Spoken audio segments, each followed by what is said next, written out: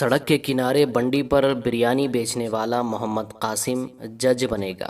माशी तंगी से दो चार मुस्लिम नौजवान का अज़्म, नई नस्ल के लिए मशअले राह, वालदैन का सर फ़ख्र से बुलंद। जी हाँ दोस्तों, मेहनत, लगन और जुस्तजू से किया गया काम इंसान को फर्श से उठाकर अर्श तक पहुंचा देता है और खामोशी से किए गए काम की कामयाबी चीख चीख कर शोर मचाती है। उत्तर प्रदेश के संभल में अपने वालिद के साथ बंडी पर बिरयानी बेचने वाले 29 साला नौजवान मोहम्मद कासिम की भी कुछ इस तरह की कहानी है, जिसने यूपी जुडिशनल सर्विस इम्तिहान में आला नंबरात से कामयाबी हासिल करते हुए 135वां रैंक हासिल किया है। बिरयानी बेचने वाला ये मुस्लिम नौजवान अनकरीब जज बन जाएगा और लोगों की किस्मत का फैसला करेगा। मोहम्मद कासिम का ताल्लुक एक गरीब घराने से है जो सड़क के किनारे फुटपाथ पर अपने वालिद के साथ एक बंडी पर न सिर्फ बिरयानी बेचता था बल्कि साथ में झूठी प्लेटें भी धोया करता था। उसने आला तालीम हासिल करने और अच्छी मुलाजिमत हासिल करने का इरादा किया। अपने वालिद के साथ काम करते हुए तालीम पर तवज्जो दी।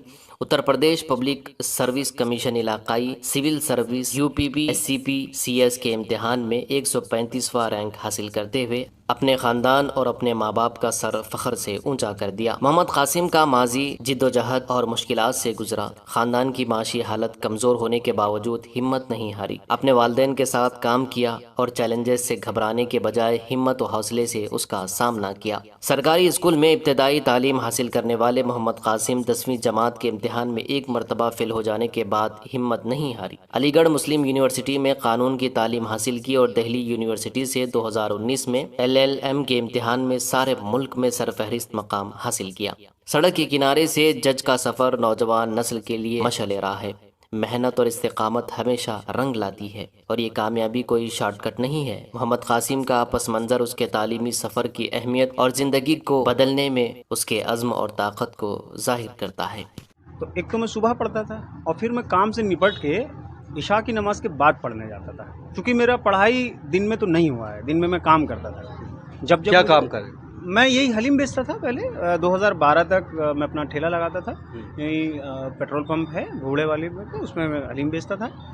और उसके बाद जब मुझे लगा कि मुझे पढ़ना चाहिए, मेरी फैमिली ने, ख़ासकर मेरी मदर ने मुझे बहुत मोटिवेट किया कि पढ़ के हम बहुत कुछ कर सकते हैं।